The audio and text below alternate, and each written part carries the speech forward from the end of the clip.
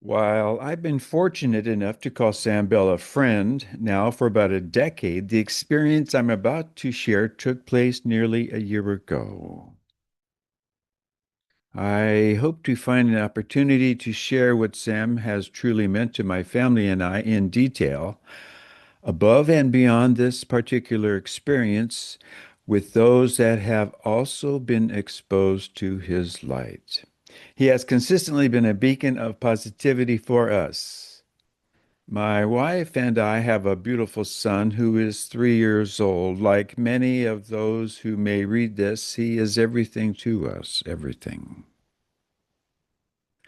Both my wife and I have younger siblings. We really wanted our son to have that same experience. A younger brother or sister. Unfortunately, the path for us to expand our family by one had proven to be incredibly difficult.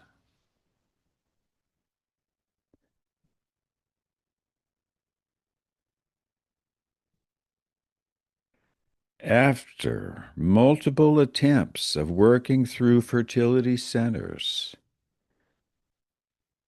we decided to take a third and final attempt at IVF. The first two attempts yielded heartache and pain that I won't detail here, but you can likely assume the pain of enduring this process and seeing someone you love suffer through the process. Coupling these failed IVF attempts, couples with several failed events prior, really put a strain on us, the course of which we traveled down, finding ourselves in the midst of our third IVF cycle wasn't an easy one. Given the uniqueness of this process, I was limited to who I could speak to about my thoughts, feelings, concerns, faith, fears, and everything in between. During heightened times, such as the one I found myself in nearly a year ago, I found myself reaching out to Sam, who always brought a special perspective to my situation. At times, simply being able to speak to Sam as a sounding board has been special and uplifting for me within itself. When I shared with Sam where I was during the process, I found myself in a very unique headspace. To put this all into perspective, if we were to be successful during this third and final attempt at IVF, a child would have blessed in our lives and brought into birth around August or September 2021.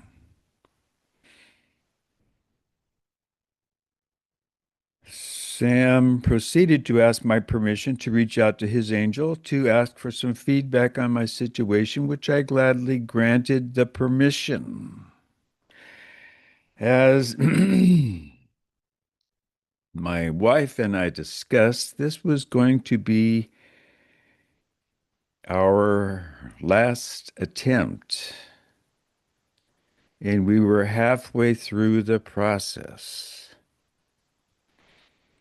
Sam asked his guardian angel guide whether my wife and I would birth to a child in 2021. The message he received was no, which, as you can imagine, really took its toll on my heart. While looking at his chart, I noticed there was a follow-up question, which asked if at some point in the future, will my wife and I bring a second child into the world? The message he received to this question was yes, and my spirits were lifted again. His third question specifically asked about the timing of when this experience would take place. A chart was written out with an arrow that was drawn to the year 2022. The individual's numbers of 2, 0, 2, and 2 were spaced out so that it gave the arrow enough room to identify with a specific time window within 2022 that we could potentially expect. Based on the chart, one could speculate that the month of April could be a month worth considering if you consider that each number represents a quarter of the year. Since the arrow pointed at the beginning of the zero, then I concluded that the start of the second quarter of the year is what Sam was being told that my wife and I would be expecting. As you can guess, there was a range of emotion going through my head between reading a message stating that our current attempt will not generate a positive result because Sam received a message that would actually we would expect in April 2022. It was a moment where I had to simply sit, breathe, digest, and move on.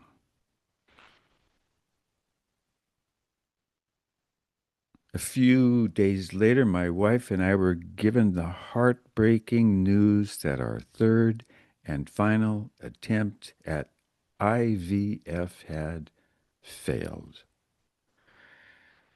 Despite the fact I was given unique news from Sam that essentially teed me up for this, it was still devastating.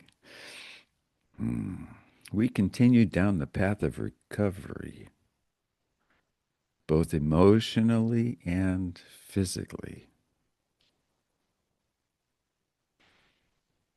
It wasn't until a few months later that we had the what if conversation. What if we tried a fourth time? What if we went back to our doctor and consulted to see what our possibilities? What if this time would general a higher egg count to increase our chances of successful transfer and pregnancy? Having just purchased a home at the start of the pandemic and several failed attempts, we weren't in a comfortable place financially either. We put our heads together and forecasted a scenario between us where we could find a way to try one last time. All the meanwhile, I haven't shared any of what Sam told me to my wife. I didn't want my wife to think that I was putting our resources and basing a very difficult decision on someone else's vision or message. As much as I truly believed in Sam, it was simply not an easy thing to share.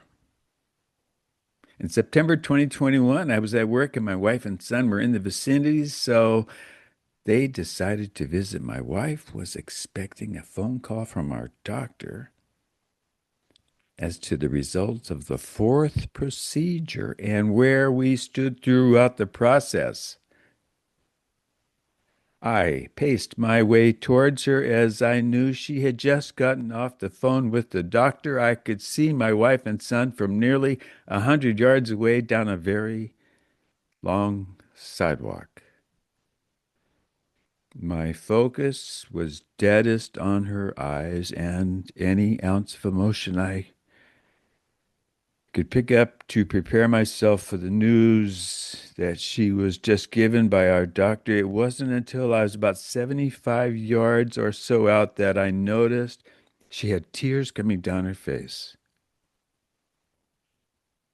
Those tears were accompanied with a huge smile. However, and immediately I was overtaken with a surge of hope and love through every ounce of my body and spirit. I'll never forget that moment where the three of us rejoiced and we told me those words.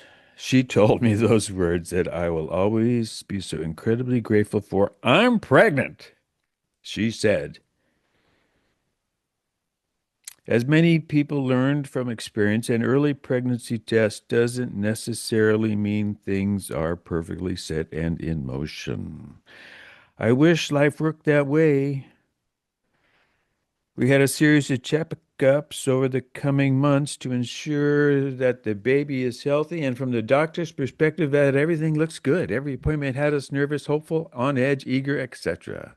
As of today, my wife and baby, yet to be born, have made it through all of our major tests as she is 5 months pregnant. The due date for the baby is April 24th, 2022. Sam's words and guidance kept the door open for me, and in turn, deep down, I naturally kept the door open for my family. We weren't in a place to consider trying for a fourth time. I'm not overly confident that I would have been a champion for a fourth attempt had I not had that exchange with Sam. I'm incredibly grateful that I am. I'm incredibly grateful for Sam and for the energies, guides, and light that have been by our side throughout my life. With love and light gratitude. And that's my friend. Okay. Well, this is a little story I wrote for a baseball fan, a special baseball fan, and a poem for his little sister. Dear baseball fan, once upon a time before you were born, you were already alive, but not in the way you might think. You were a spark of shining light, part of something so big and beautiful that it's hard for human words to describe. You were and still are a piece of what people call God, the divine, or the Great Spirit.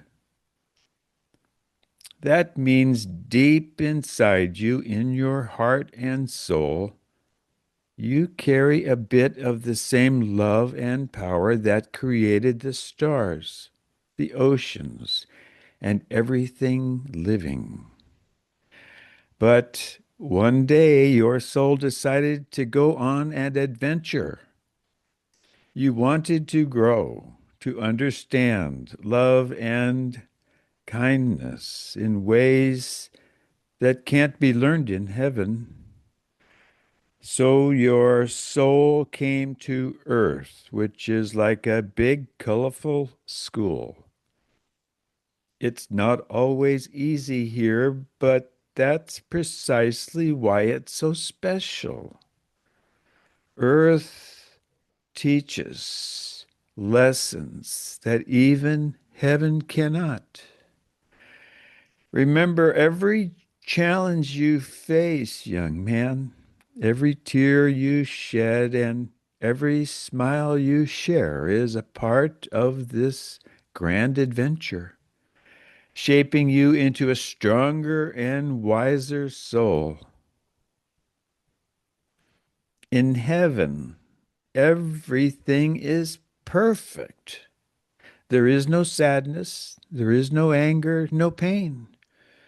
But that also means there is no chance to practice patience, to practice courage, or practice compassion.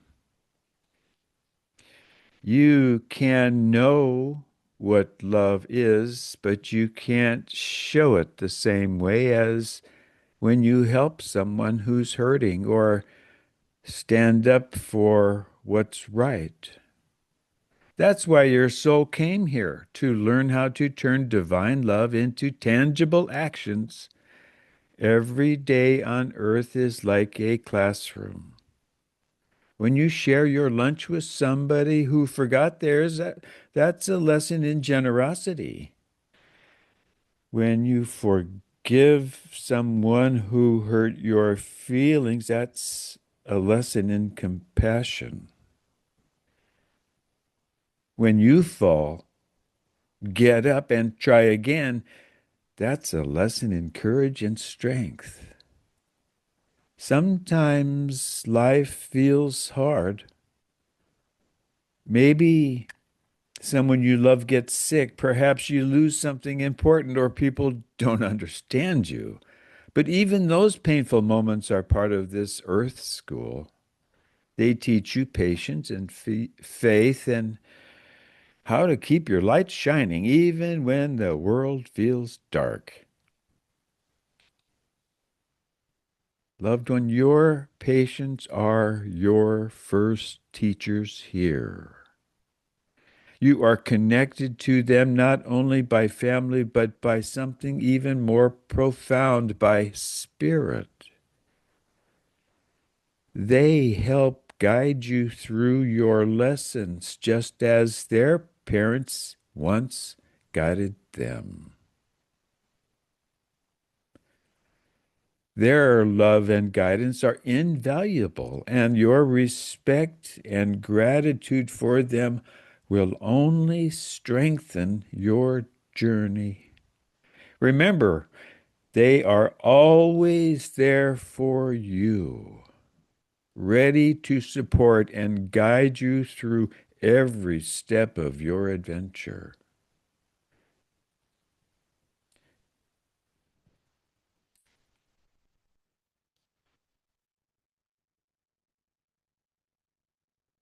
It's like a long chain of learning and love stretching back through time. And when you show kindness or forgiveness to your parents, you're not just helping them, you're helping your own soul grow brighter. Their love and guidance are invaluable, and your respect and gratitude for them will only strengthen your journey. Now, here's what's amazing. Your soul, the real you inside, is eternal. The body you live in is like a spacesuit that lets you explore Earth. It can get tired, it can change, and one day you'll take it off. But you, the real you inside, will keep shining. When your body's journey is done, your soul goes back home to heaven, to the place of pure love where you came from. This eternal nature of your soul ensures that you are never alone, not even for a moment. Every tear, every smile, every lesson was watched over by love itself. In heaven, you'll meet your friends and family again. You'll look back at your time on earth and see how much you've learned, how every challenge made you stronger and wiser. It really did. You know that you were never alone, not even for a moment. Every tear, every smile, every lesson was watched over by love itself. Here in 2025, people around the world are beginning to remember this truth again. Many are realizing they are not just bodies. We are eternal beings made of God stuff, divine energy that never dies. This God stuff is the love and light that fills the universe, and it's what makes you and everyone else special. The big lesson for this time is how to live with a heart full of kindness, to act not just for ourselves, but for others. The easiest and happiest way to live is simple. Help others when you can. Speak kindly. Forgive quickly. Be honest and gentle. And remember that every good thing you do adds more light to the world. When you do things with love in your heart, you're doing exactly what your soul came here to learn. Each kind act, no matter how small, is like a star lighting up the night sky.